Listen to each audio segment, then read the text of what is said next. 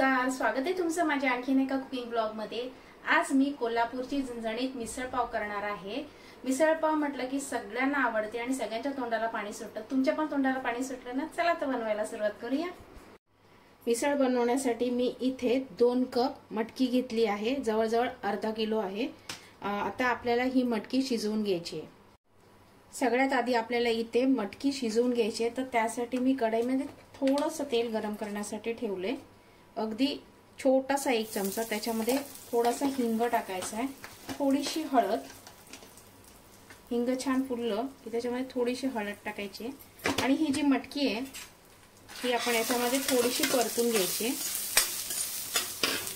1-2 मिनिटं फक्त परतून घ्यायची आपल्याला। ही मटकी छान 2 मिनिटं मी परतून घेतली। आता याच्यामध्ये आपण ह्याच्या दुप्पट पाणी टाकायचं आहे, म्हणजे 2 कप मटकी होती तर 4 ते 5 कप आपण याच्यामध्ये पाणी टाकणार आहोत आणि हे छान 7 ते 8 मिनिटं आपल्याला मटकी उकळून घ्यायची, म्हणजे शिजवून घ्यायची। याच्यामध्ये मी 1 छोटा चमचा मीठ टाकते आहे, छान ढवळून घ्यायचे आणि 7 ते 8 मिनिटं मटकी छान शिजवून घ्यायची। आता आपण एक सुका मसाला तयार करूया, तर त्यासाठी मी पॅन गरम करण्यासाठी ठेवले। तर मसाल्यामध्ये मी 1 छोटा चमचा धणे, 1 चमचा छोटा जिरं, त्यानंतर 2 वेलच्या घेतल्या हिरव्या, 1 मोठी वेलची, त्यानंतर छोटेसे दालचिनीचे तुकडे घेतले, त्यानंतर 4 लवंगा घेतल्या, 5 ते 6 काळी मिरी, त्यानंतर 3 बेडगी मिरची घेतली आहे, त्यानंतर तमालपत्र थोडंसं, 1 चमचा तीळ आणि 1 चमचा खसखस घेतली। आता आपल्याला हे सगळं भाजून घ्यायचं आहे। फक्त तीळ आणि खसखस सोडून मी हे सगळं पॅन मध्ये टाकते आणि फक्त ह्याचं मॉइश्चर जाईपर्यंत आपण हे छान मंद आचेवरती परतून घ्यायचे। मसाले छान 2 मिनिटं मी परतून घेतले, छान सुगंध सुटलाय। आता आपण हे तीळ आणि खसखस हे पण छान आपण भाजून घ्यायचे। गॅसची फ्लेम मी लोच ठेवली आहे। अगदी 1 मिनिटभर हे परतून घ्यायचं आहे, फार वेळ लागत नाही। मसाले छान अर्धा 1 मिनिटभर मी परतून घेतलेत। आता आपण हे काढून घेऊया। आता याच पॅन मध्ये मी हे सुकं खोबरे अर्धी वाटी ते छान भाजून घेते। तुम्ही किसून घेतलं तरी चालेल, मी तुकडे करून घेतले। हे पण छान आपण भाजून घ्यायचंय, खोबरं लालसर होईपर्यंत। खोबरं पण छान भाजून झालंय, हे आता काढून घेऊया। आता याच पॅन मध्ये मी 1 छोटा चमचा तेल टाकलं आहे आणि 1 मोठ्या आकाराचा कांदा असा लांब कापून घेतलाय, तो आपल्याला छान लालसर होईपर्यंत परतून घ्यायचा आहे। कांदा थोडासा लालसर झालाय। आता याच्यामध्ये 7 ते 8 लसूण पाकळ्या टाकते आणि त्यानंतर 1 इंच आलं। तुम्ही कांद्यात न टाकता असंच वाटणार टाकलं तरीही चालेल, पण मी ह्याच्यातच टाकते, चव खूप छान येते म्हणून मी याच्यामध्ये हे छान परतून घेते। आता कांदा पण छान लालसर होईपर्यंत आपण हा परतून घ्यायचा आहे। कांदा छान लालसर रंगावरती परतून घेतलाय, आता काढून घेऊया आणि हे पूर्ण सगळं आपल्याला थंड करून घ्यायचे आणि त्यानंतरच आपल्याला हे मिक्सर मध्ये अगदी बारीक वाटून घ्यायचे। आता आपण इथे बटाट्याची भाजी करून घ्या, तर त्यासाठी मी पॅन मध्ये 2 छोटे चमचे तेल गरम करण्यासाठी ठेवले। आता याच्यामध्ये 1 अर्धा चमचा मोहरी टाकायची, मोहरी छान फुलली पाहिजे। मोहरी छान तडतडली तर याच्यामध्ये आपण 4 हिरव्या मिरच्या मी बारीक कट करून घेतल्या त्या टाकायच्या। त्याच्यामध्ये थोडंसं 1 पाव चमचा हिंग टाकायचं आहे, कढीपत्ता, थोडीशी हळद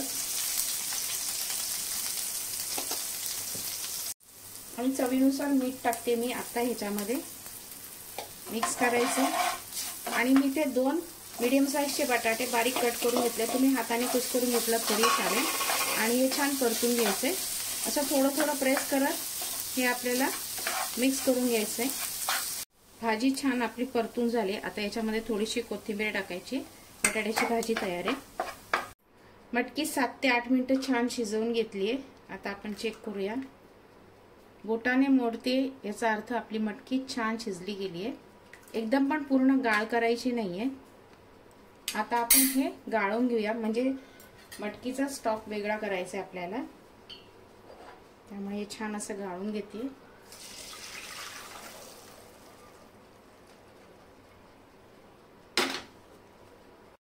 कांदा खोबरा आणि मसाले छान थंड झालेत। आता आपण हे बारीक वाटून घेऊया। पहिले सुके जिन्नस आपण वाटून घ्यायचे, म्हणजे जो गरम मसाला आपण केला होता तो पहिले वाटून घ्यायचा आहे। सुके मसाले छान वाटून घेतले, काय सुगंध येते। आता याच्यामध्ये थोडीशी कोथिंबीर घालते, म्हणजे कोथिंबीरीच्या दांड्या घालते। त्यानंतर हे जे कांदा आणि लसूण आपण भाजून घेतलं होतं ते पण याच्यामध्ये टाकून छान बारीक वाटून घ्यायचं आपल्याला। गरज वाटली तरच पाणी टाकायचंय, जास्त पाणी टाकायचं नाही। वाटण छान अगदी बारीक वाटून घेतले। वाटताना मी फक्त अर्धा ग्लास पाणी वापरलं होतं, जास्त पाणी वापरलं नाही। छान बारीक वाटून घेतले। आता आपण कट करायला घेऊया मटकीचा।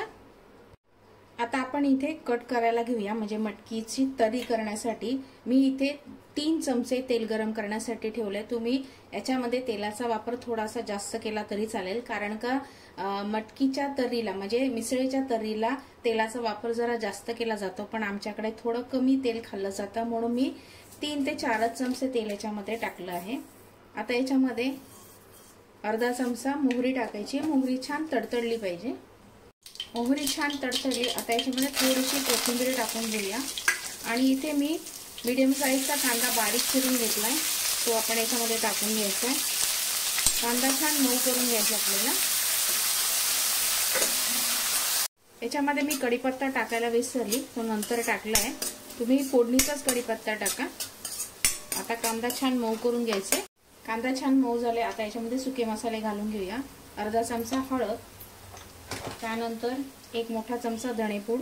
माझा चमचा छोटा आहे म्हणून मी 2 चमचे टाकते याच्यामध्ये।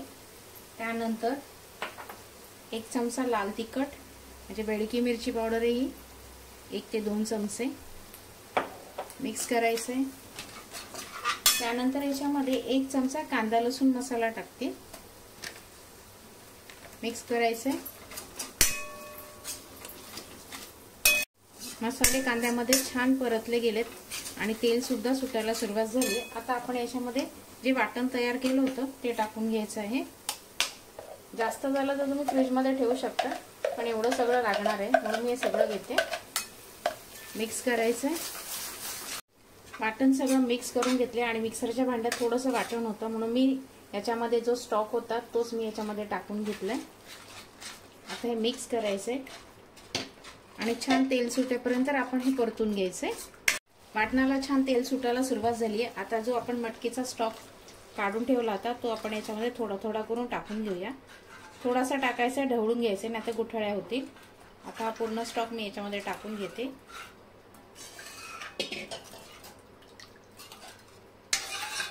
कट जरा घट्ट वाटतं त्यामुळे मी इथे आणखीन 1 ग्लास मी पाणी टाकते, कारण का कट एवढा घट्ट नसतो, पातळच असतो। जर तुम्हाला आणखीन पातळ करायचं असेल तर आणखीन पाणी घाला। मी याच्यामध्ये जवळजवळ 1.5 ग्लास गरम पाणी घातलंय।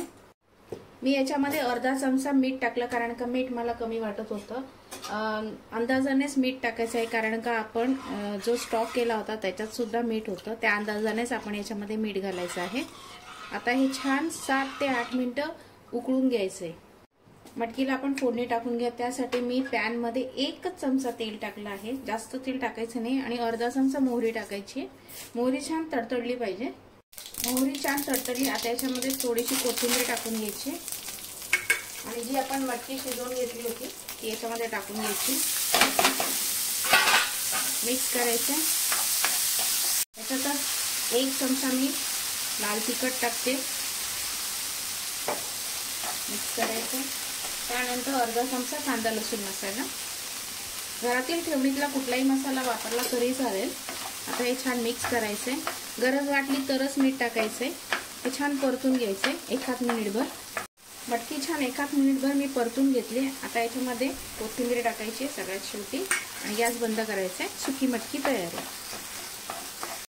कट छान 7 ते 8 मिनिटं मी उकळून घेतलंय। आता याच्यामध्ये कोथिंबीर टाकून घेऊया। गॅस बंद करायचा आहे आणि आता आपण मिसळीची प्लेट करायला घेऊया। मिसळीसाठी प्लेटिंग करायला घेऊया। सगळ्यात आधी बटाट्याची भाजी,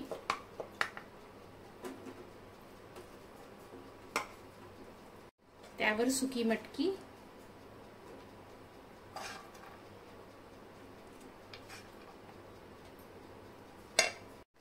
थोडंसं फरसाण,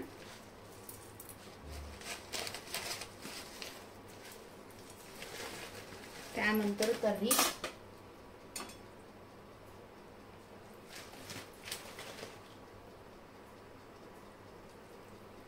वरतून आणखीन थोडंसं फरसाण, कांदा,